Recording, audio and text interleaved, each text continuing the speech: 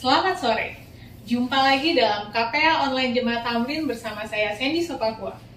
Sore ini kita akan membahas bagian akhir dari seri Kita Bisa Mempercayai Allah.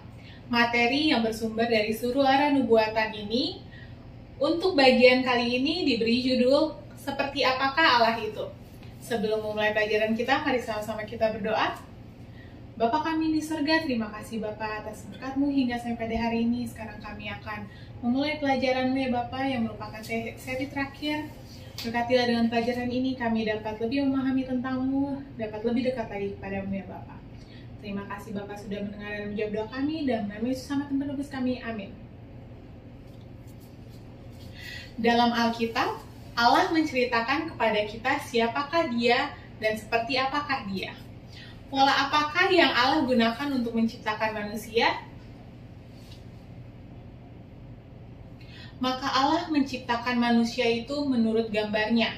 Menurut gambar Allah diciptakannya dia laki-laki dan perempuan diciptakannya mereka. Kejadian 1 ayat 27. Karena kita dijadikan sesuai dengan gambar Allah, kesanggupan kita untuk memantulkan dan merasa, mengingat, dan berharap untuk memahami dan menganalisis semua berasal dari Dia. Apakah sifat Allah yang dominan? Barang siapa tidak mengasihi, ia tidak mengenal Allah, sebab Allah adalah kasih. 1 Yohanes 4 ayat 8. Allah berhubungan dengan manusia melalui hatinya yang penuh kasih. Tidak ada sesuatu pun yang ia lakukan atau akan pernah lakukan yang tidak didorong yang kasih yang penuh, pengorbanan, dan tidak mementingkan diri. Lalu, bagaimanakah Yesus menyatakan tentang Allah? Dalam Alkitab, Allah berulang kali berbicara mengenai dirinya sendiri sebagai Bapa. Bukankah kita sekalian mempunyai satu Bapa? Bukankah satu Allah menciptakan kita? Maleakhi 2 ayat 10. Beberapa dari gambar Allah, ayah yang kita lihat sekarang ini tidak seperti yang kita inginkan. Adakah ayah yang lalai, ayah yang kejam? Allah tidaklah demikian. Dia adalah Bapa yang memelihara dan senang bermain-main dengan anaknya laki-laki atau perempuan, dan ayah yang memberikan kehangatan kasih sayang kepada anak-anaknya dengan menceritakan cerita-cerita indah sebelum tidur. Allah Bapa kita yang pengasih ingin untuk berbuat lebih dari sekedar menyatakan dirinya melalui firman-Nya dalam kitab suci. Dia tahu bahwa orang yang hidup bersama kita akan lebih nyata kepada kita daripada seseorang yang hanya kita dengar atau baca di buku. Karena itu, ia memutuskan untuk masuk ke dalam dunia kita sebagai seorang manusia sejati dalam diri Yesus. Ia adalah gambar Allah yang tidak kelihatan, yang sulung, lebih utama dari segala yang diciptakan. Kolose 1 ayat 15.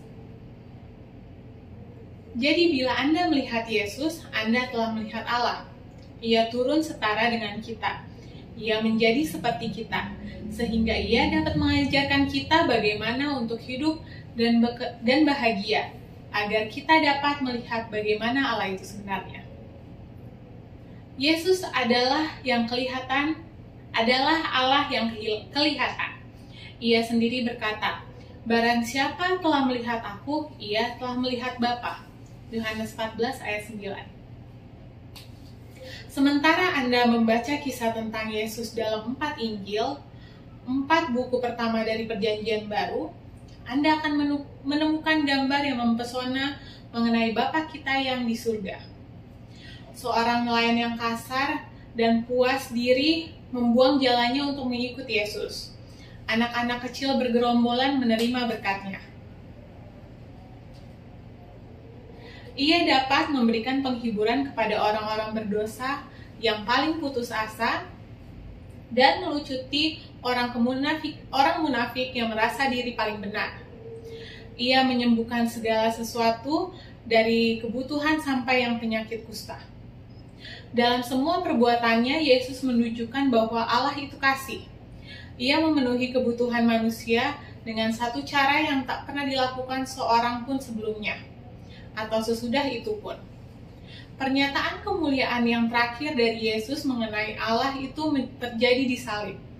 Karena begitu besar kasih Allah akan dunia ini, sehingga Ia telah mengaruniakan anaknya yang tunggal, supaya setiap orang yang percaya kepadanya tidak binasa, melainkan beroleh hidup yang kekal. Yohanes 3 ayat 16. Yesus mati bukan hanya memberikan kita hidup yang lebih bahagia dari sekarang, tetapi juga memberikan kita hidup kekal. Untuk berabad-abad lamanya, orang bertanya-tanya dan berharap dan memimpikan tentang Allah.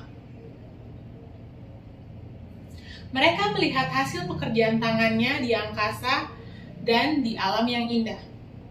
Lalu di atas salib, Yesus memecahkan kesunyian segala zaman, dan manusia menemukan diri mereka memandang kepada wajah Allah itu sendiri, melihat Dia sebagaimana Ia sebenarnya, kasih yang kekal dan abadi. Anda bisa menemukan Allah sekarang juga pada saat Yesus menyatakan dirinya. Penemuan itu akan menuntun Anda untuk secara pribadi menyatakan dengan tegas, "Bapa, aku mengasihi Engkau."